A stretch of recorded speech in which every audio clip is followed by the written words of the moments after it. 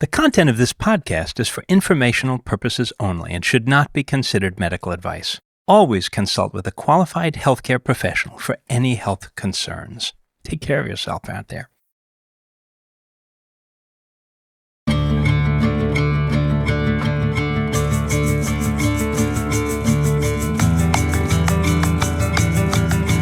Welcome to Unraveling. This is a podcast that sees the world through the lens of mental health. I'm Mary Wilson, a journalist. And I'm Kurt White, a social worker and psychotherapist. And we're so happy to be bringing you another really interesting conversation with an author who we met as part of the Brattleboro Retreats collaboration with the Brattleboro Literary Festival. And we got to speak to Peter Mendelsund. Oh, yes. And I was so excited to do this, partly because this kind of episode where we get to talk to really interesting, creative people who've spent, countless hours producing work for others to digest. I think it always tells us something about the way that people are organized, the psyche, the soul, but also because he's just such an interesting person.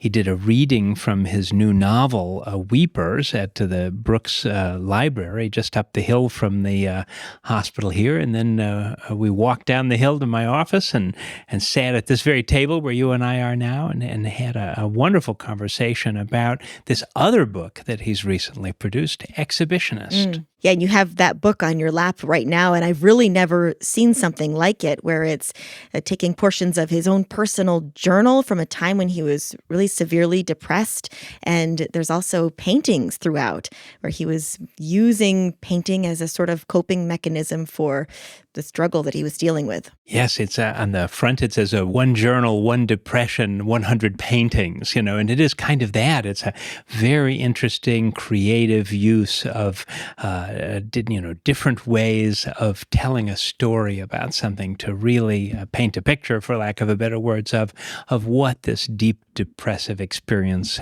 was like for him, and his recovery out of it also, which happens very gradually over the course of the book. And his journal entries and these paintings weren't even going to see the light of day until, I guess, he realized that they were worth sharing.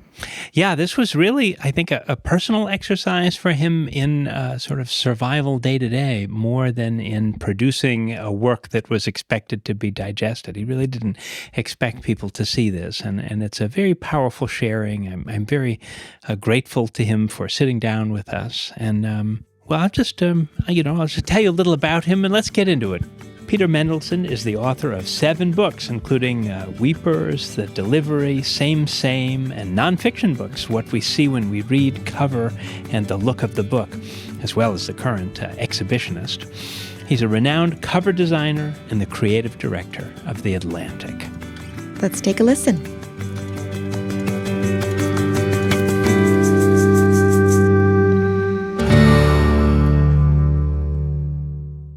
Welcome to Unraveling, Peter Mendelsund. Thank you so much for having me. Absolutely.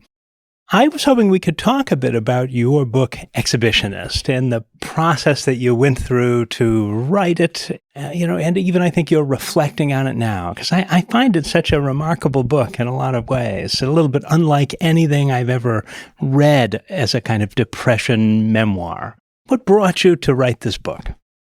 First of all, thank you very much. I always love to hear people say that it's unlike something else. The background for the people listening is that this series of rolling depressions that I suffered, during this period, I took up painting as a novice and managed to produce a lot of them, the end result of which was the potential to maybe put these together as a art monograph, which seemed really boring to me. And as it happened, during these depressions, I had been keeping a journal for the first time in my life. So I had all of this material, and it occurred to me while I was making the art at that time, I was writing the journals at this time, maybe they paired in some interesting way. Strangely, the art is very bright and colorful, and the first thing I noticed when I tried to put the journals and the art side by side is that crazy contrast, that somehow I was managing to paint these paintings that were not depressive while I was just seriously and dangerously depressed. And I think, just wearing my hat as a writer and someone who's worked in publishing for many years, it did seem interesting to me in almost a literary way. Like, what would this be like for people to encounter this, this disjuncture between these two modes? And the title Exhibitionist just refers both to the showing the work, the paintings, like, in other words, it's an exhibit, but also like what was my deep shame and what is no longer my deep shame around discussing my own mental health and the damage that I felt that I'd been causing both to myself and the people around me. And I write in the book, and I think this was true for me, that of the aspects of depression that felt the hardest for me, other than obviously the despair, the alienation that was caused by not being able to communicate what my condition was and what my state of being was to others. You feel very cut off. And there's also this sense of, I was already so guilty about the depression, the idea that I would spend more time talking about it. I just didn't want to drag down the people that I loved. And in the absence of anybody to talk to, or even a language with which to talk about it, there was a loneliness that was absolutely complete.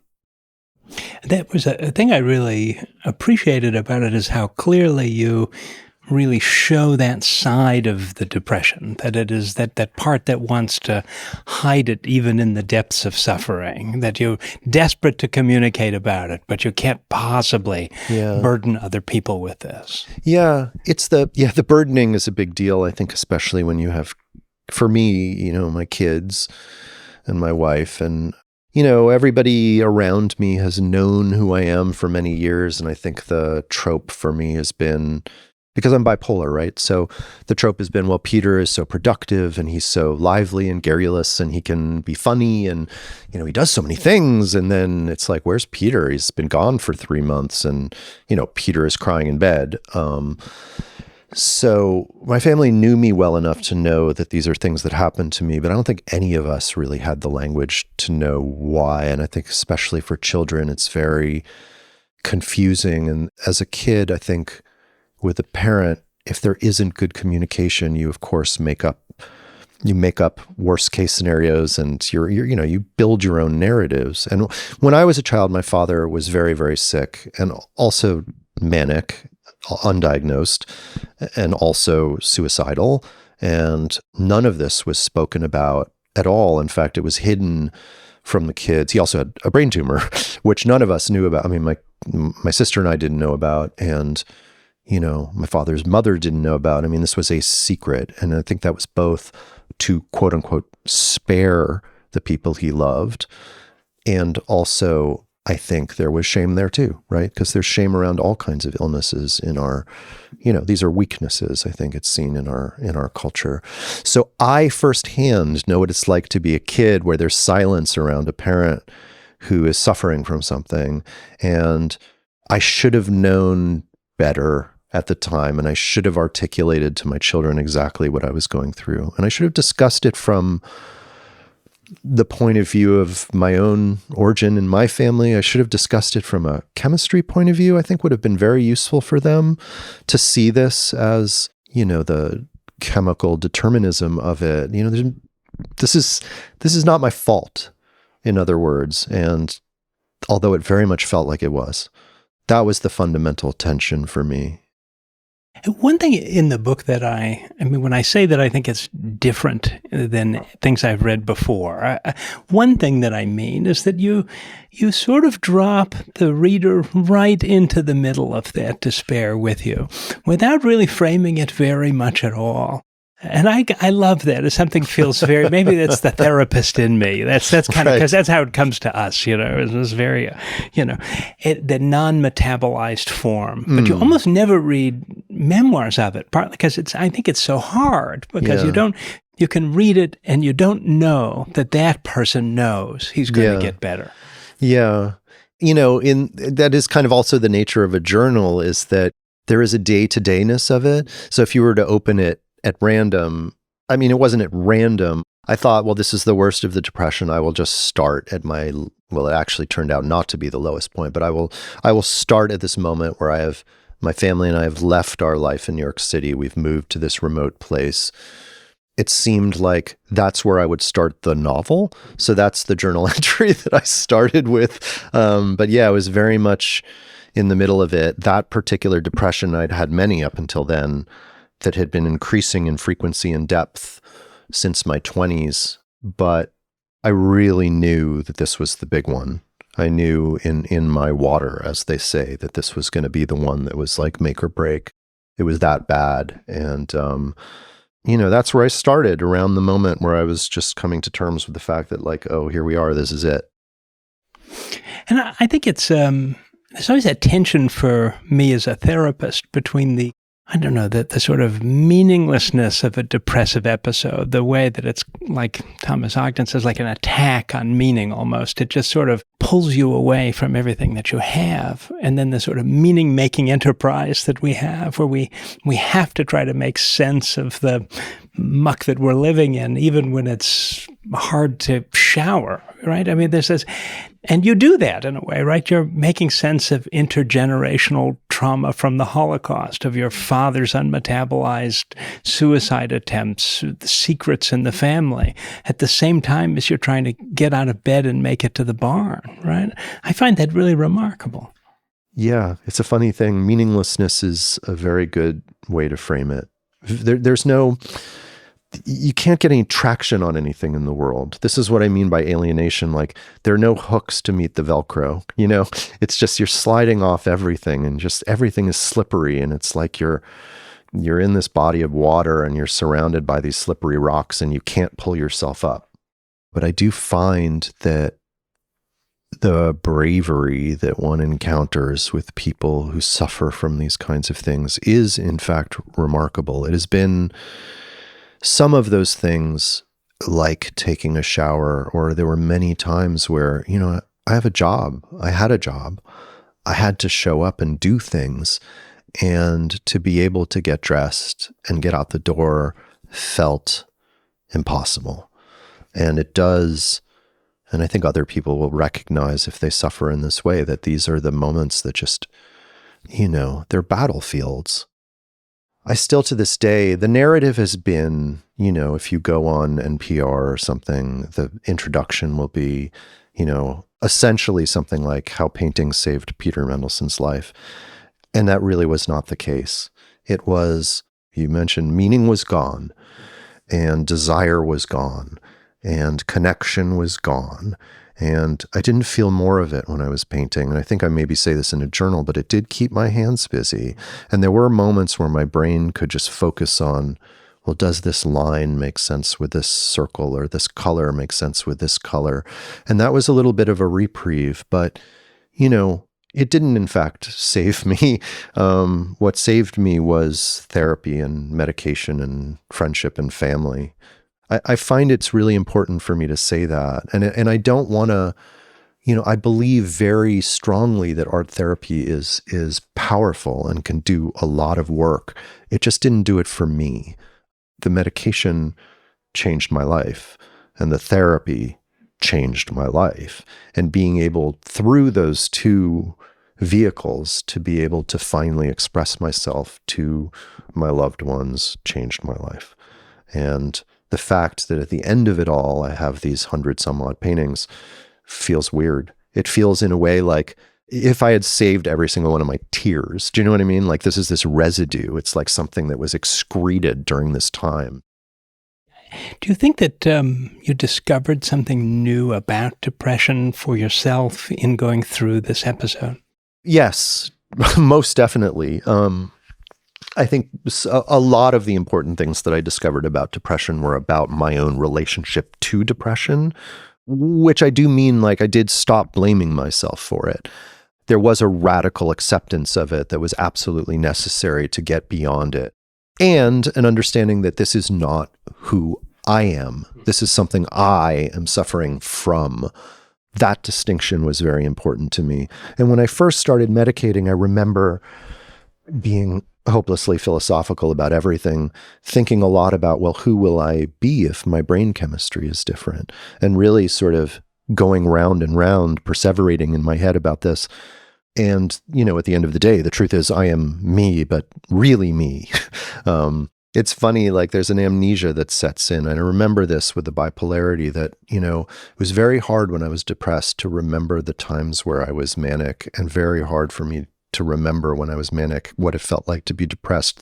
For me now, I recognize that, the relief of not being depressed anymore had abetted in my not being able to come to terms with it, in my not being able to treat it properly. And I think being able to articulate in the journal what it felt like, the phenomenology of it, the day-to-day feeling. We speak a lot about these things in the abstract as if they're things outside of us. They're objects. There's the depression, and then there's me. And the depression, I have the depression, like I have a loaf of bread, or I have, a broken nose, but to be able to describe what it is to be inside of it was very useful to me, in that I could kind of uncover for myself what it was that I was suffering from. And in the end, it is the things that I've described to you at the beginning of this conversation. It was the loneliness and the alienation and the despair that would never end. And I think for me, it is that to be able to connect with other human beings is, I think, like food and water and air, it's just absolutely necessary to survive. And in a way, if you don't have that, if you're unable to have or maintain that ability to make that connection, it's hard to be alive. Paul Russell was a psychiatrist in Cambridge, Mass. For a long time, and he would write these papers on his typewriter and just give them to students and wouldn't bother publishing them. Someone published a bunch of them after he died, and he was well known enough. He'd been doing that. But if you trained in the Cambridge area at a certain time, you had these photocopied versions of Paul Russell's papers. And one that was my very favorite was a little 2-3 page thing called The Radical Cure. And he sort of talks a little bit about the history of treatments and things like that, but ends with the wonderful sentence, the radical cure is time and love. That's right. And that's very beautiful. That feeling of human connection and knowing that there are people who not only want you to be your best self, and you're hurting them by not bringing them in. That is not an act of love. That the act of love I thought I was providing by keeping it from everybody was in fact not an act of love. It was an act of denial. And as soon as I was able to share, people just jumped at the opportunity to be helpful, which is surprising how lovely people are. Why should it be so surprising? I love that. I do think that that's a big part of what I feel your work is offering, actually, is that is a kind of postmodern sincerity. Right. And, where you've really signaled to the reader that this is darker than you can imagine. This is more perplexing and confusing than you can imagine. I often had the sense that things were moving backwards and forwards in time in the book. The leitmotif of negative space, which you use so brilliantly to frame the book, literally, and as a way of, I think, saying, there's more to this than I've written down. I'm not guiding you through this. I'm just offering this. Yes, that's such a perceptive read. I mean, the interesting thing about a journal, it's very hard to see entry to entry, like it is day to day in life, sort of what the thematic material is. And it was kind of cool at the end of the day compiling the book, and I was looking at it and I was like, oh, there are themes here. And you're right, negative space was one of them. And just the absolute freedom of making like 2 marks on a blank canvas. And that does allow people to fill in those spaces, much like in a book. And in a way, the book ends with this painting of my father's that is just full of negative space. And, the negative spaces for him as a boy that existed in his apartment that was filled by his family and other families who had just gotten out of Poland, the lucky few, everybody else having disappeared. That was, I saw a letter of his recently after my mom's dying where she described it as an apartment that was full of the valorous dead. In other words, this whole cohort of people who were all sort of canonized by virtue of their deaths, to grow up with these ghosts, that he was trying to fill in these backstories. And for him, he grew up with all of these question marks. My grandparents, his parents, who I was very close with, never talked about the war. And that silence, and then the silence in my household. And like, these are the negative forms of negative space. And so to be able to write about that as I was kind of enacting it on a canvas was, I think I was trying to get to something there without knowing it. Yeah. I do love your paintings. I want to say that I was really, you really do have a talent for it, and I hope you continue to work on it, even if you don't think of yourself as a painter in that way, like you said earlier. But thank you very much. I mean, I have a very confusing relationship to the paintings because, there was another form of self-annihilation that was happening during the painting process, which is that, I came at it with no expertise. And I think what I was trying to do was make something that had as little to do with me as humanly possible, which was a reflection, I think, of the depression. And what I mean by that is sometimes both I would create techniques where I would paint left-handed, or I'd spin myself around before I painted, or I was trying to get myself out of the picture. And then, also I was taking opioids and I was drinking. And it's funny because there's a whole artistic tradition, literary, artistic, whatever, musical tradition of the annihilation of the artist. I think it was Verlaine who described the derangement of the senses, and this idea that if you really go to this place where you've rid yourself of yourself, that's where great art happens. But I think for me, it was really just, if I was going to do this thing, which I was doing, I talked about trying to get through the days and putting one foot in front of the other. It was also, putting one paint stroke after another, stretching one canvas after another, that a lot of that was like, okay, I'm going to do this, but it's not going to have anything to do with me. That at the end, whatever is produced, like I said, is like tears or sweat, and it would be garbage, and I wouldn't care about it, and I would just pile it up on some midden like I would, and like a bunch of old mattresses, and because I didn't have an ego anymore, so I had no desire to share them. I couldn't imagine people knowing about it happening. And I punished the paintings physically, like I really punished them. I poured things on them. I dragged them around. I left them out in the rain. I'd beat them. The funny end result is that there's this wonderful texture to them now. So there is, and you say, this piece made with dirt and mud and coffee and whiskey and and acrylic. Right. Well, it's funny. It's a little like if you were to go to a show and you were to look at the little plaques next to the painting, and they were to say something like, charcoal, pencil, pain. Exactly. I love that you said at one point, by the way, you were using more whiskey on the painting, so at least you had less to drink. Whatever it takes. I dropped into therapist mode with that. I'm like, good, just a good one.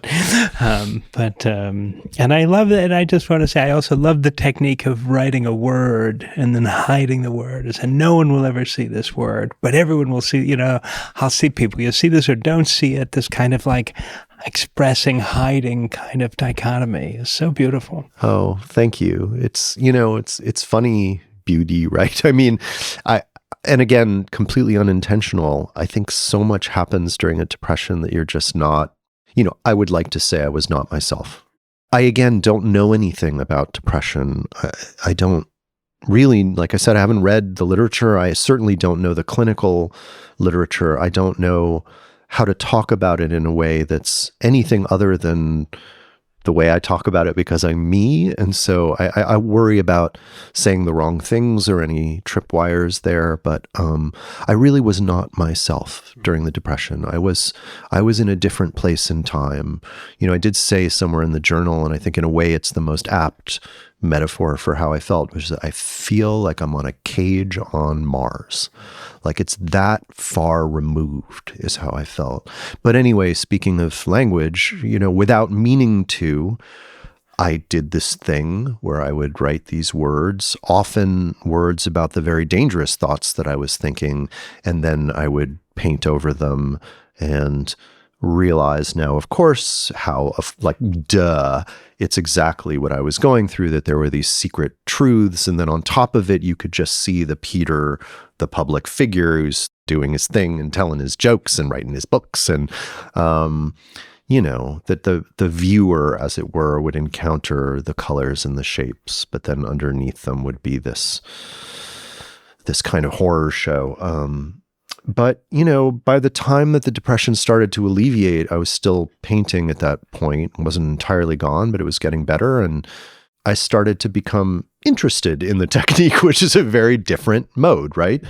And then kept doing it. You say, I'm struck you say you don't know much about depression, but in a way, I don't know about that. I think, I don't know, part of the whole point of this podcast endeavor is I think people ask too much of therapists and they ask too little of their poets. Oh, that's a beautiful way to put that too. I guess what I mean really is that I want to be conscious in talking about my depression, about not talking about everyone's depression, because I'm sure, or I guess at least, that depressions differ quite a bit, but also that there are experts, and you are one, and there are people that know a lot about this stuff. And I know that there's new ways of thinking about depression, new ways of talking about depression that are, I assume, hopefully a lot of medical treatments and knowledge have evolved and there's more information. And so I worry about being retrograde. I guess this came up because I was saying something about I was not myself. And for a second, I sort of was interrogating that, the depressive is still a human, right? And so I just worried that somehow I was saying something that somehow I was stepping on a tripwire of some kind, because of course, in my depressions, it would have been unthinkable for somebody to think about that as me not being myself. But of course, it was a different self. It was a self that was suffering from a disease. Oh, yeah. Well, I would really say I think you got to the heart of something very important that probably isn't said enough, which is that it really is a very different state of mind. I would think of it as a very distorted state compared to one's usual state. Yeah. And I mean, how else could we explain something like suicide, for example, where the person is really just completely convinced that that is the best possible option in that moment, or the only option to escape that pain. Mm. The reasons for it can be different individually, but I think that the fact that it's like another planet, is really, there's a truth to that. Yeah, that part's hard for me to talk about. Honestly, I want to talk about it, actually. And for me, it was not best option, but only option when I was thinking about it and planning for it. I was told recently that actually live on a podcast when I said, well, I didn't obviously try. There was no real, I was never hospitalized. I was just planning. And the person said, just planning, planning is a big, is a big warning light. But in the moments where I was truly close, it didn't feel like best of all possible options. Just felt like, this is inevitable and everything was leading towards this. And the worst part was the people will be better off, which is the part that's very hard for me to say out loud. But of course, that's so wrong, And in fact, it's sort of the least compassionate thing anybody could do, you realize. So that is a massive distortion, I think about the people in my family and just, how indelibly damaged they would have been by that. It would have created a lifelong and perpetuated something. You talked about familial traumas and historical traumas. I feel like even writing the book, I mean, my kids have been amazing about it. And I had talked to them before the book came out, and obviously they got to read it before it came out. And the reactions were remarkably unemotional in a good way. I mean, 21, 22, and 25, like they were like, oh God, Dad, we know. So it's just like kind of not, I mean, obviously interested, and they love me very much. And but having said the things, and everybody knows what's on the table, what the playing pieces are and what the calculus is, they could just go on being the age that they are. I think it was really buoying to see that they just didn't really give as much as shit as I was like, I was like dreading it. And then it was like, and I know it was hard for them in that period. Obviously, I'm not trying to downplay that. My eldest said to me recently, she said, like, Dad, you seem like you're really doing good. And I was like, yeah, thank you for saying that. I really am. It was just so, to be able to hear it and to be able to respond in that way is massively joy-inducing. There was a moment during the Depression, towards the end, I was starting to get better, but I was still in it, where I visited a friend up here, and he had just got a new puppy, a Labrador, and we were walking in the woods with the Labrador, and we encountered a small lake, and the dog had never seen a big body of water before. And in response, she just started tearing in circles around it, like so fast that she was like Tokyo drifting around the corners, like her hindquarters couldn't keep up with her. And she was smiling, and her eyes were bright, and it was just like pure, unadulterated joy. And I remember thinking at that moment, I cannot remember the last time I feel this way. And then I thought, I don't think I'll ever feel this way again.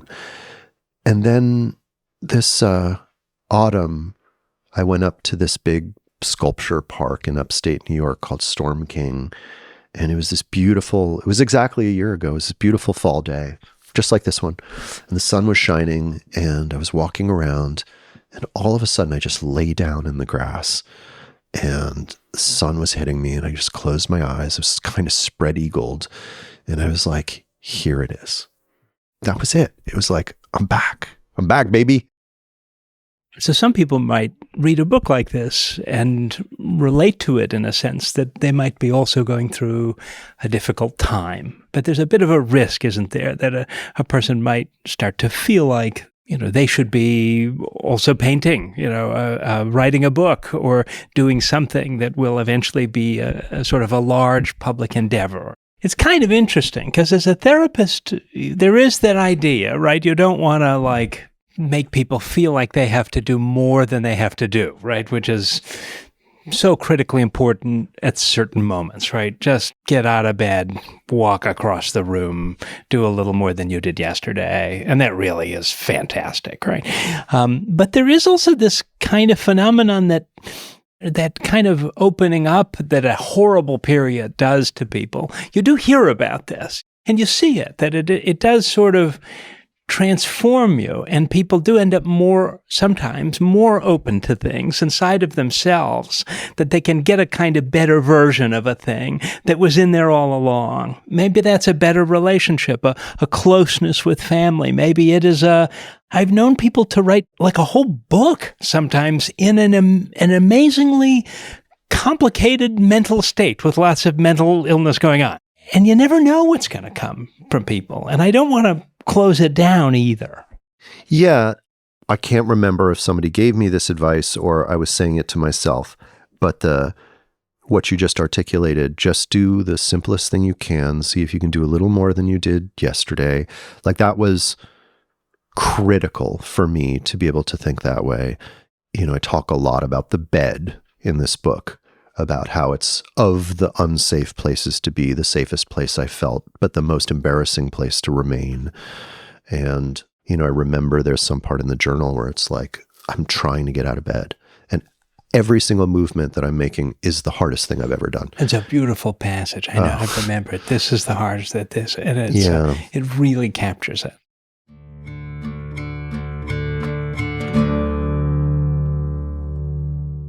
Getting out of bed. I roll over onto one side.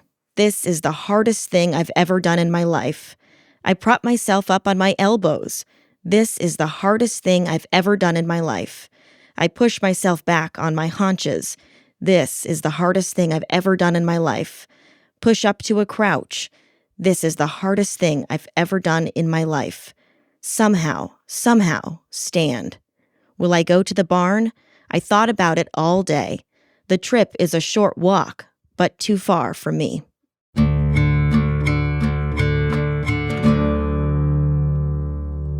It is important to recognize that I think that is a really important thing to remember for anybody that's suffering, is that there is a kind of path, and that path is to stay with what is simple and what's doable. And if you're going to push yourself to do it in the gentlest ways and in the smallest ways, and over time, it's like, one drop after another, you get that ocean. And that was very useful to me. And I wanted to say also that, the fact that these paintings came out of the Depression were very much because I just make things automatically. And so I could have been falling out of an airplane without a parachute, and I probably would have made like origami. I have no idea if I had paper on my hands. This is a very unlikely scenario. Yeah. But so, there's no expectation, I would think, for anybody who's suffering in this way to do anything outside of suffer. And if something does come, then it'll be in the manner in which that reflects who they are. And I've talked to other people enough to know that the Depression can, I talk about it probably in negative terms that I shouldn't use, but I felt like so much was burnt out of me. And much of that was just self-loathing, guilt, bad habits, a certain amount of grief, a huge amount of shame, that the Depression was so excoriating that I felt like when I came through it, that all of those things had been annihilated in me. And it did create this tremendous amount of openness and empathy.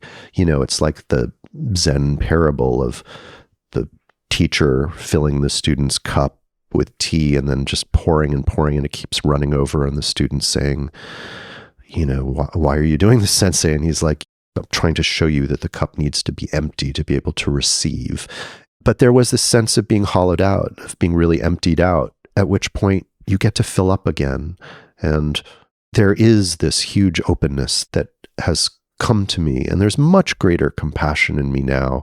And I can sit across from people and I can try to make connections with human beings in a way that doesn't feel taxing, that I so enjoy. I was caring for my mother for years as she was dying, which felt so good. The ability to help and connect, as I've been saying, is so healing and salutary. Like it's this thing that brings you outside of yourself, and to just, to do my mother's dishes, to do the more disgusting things in her illness, whatever it was, like having gone through this, to appreciate what help means and then to be able to provide it was one of the better medicines. So all of this is to say, I suppose, that painting was this kind of residue, this thing that came out of it. But there are many more important things that came out of it, and no one should be expected to come up with some huge project. The project is really to get well. Peter Mendelsund, thank you so much for talking with us. Oh, it's totally my pleasure. It's very nice of you to have me.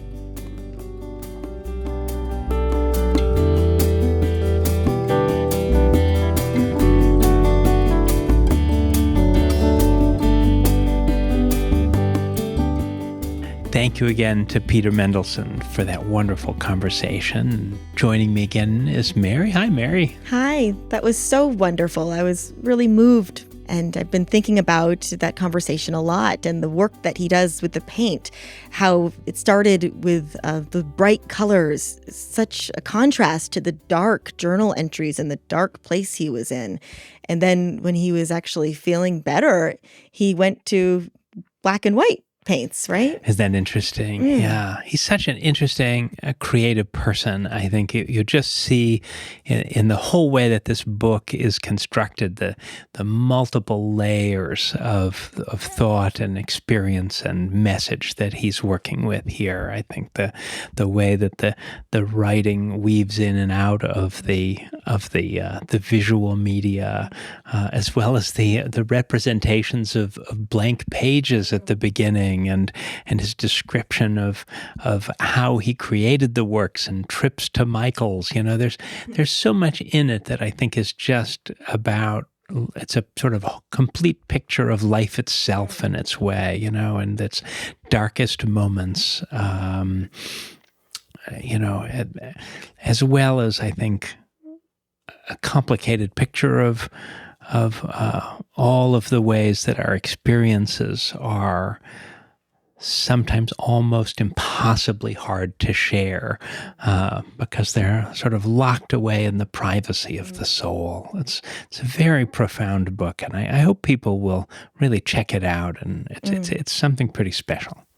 And again, the book is called Exhibitionist, and you can get it wherever you get your books, and we'll also put a link to it in the show notes. Thank you again to the Brattleboro Literary Festival, as well as especially to Peter Mendelsund for all of their time and effort in this collaboration and in sitting down with us for this interview. I hope that people will check out Peter's other works. We'll put some links to those and to his own website in our show notes as well. Thank you, and we'll see you next time.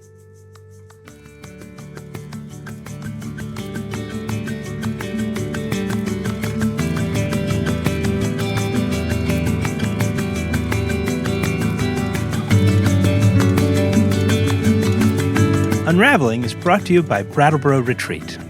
Our producers at Charts and Leisure are Andrew Atkin, Hans Buetow, and Jason Oberholzer. And you can find us on social media by searching Brattleboro Retreat. Brattleboro Retreat is committed to exploring diverse perspectives on mental health. While we invite hosts and guests to share their insights, the views expressed are their own and do not necessarily reflect the policies or positions of the hospital or its staff.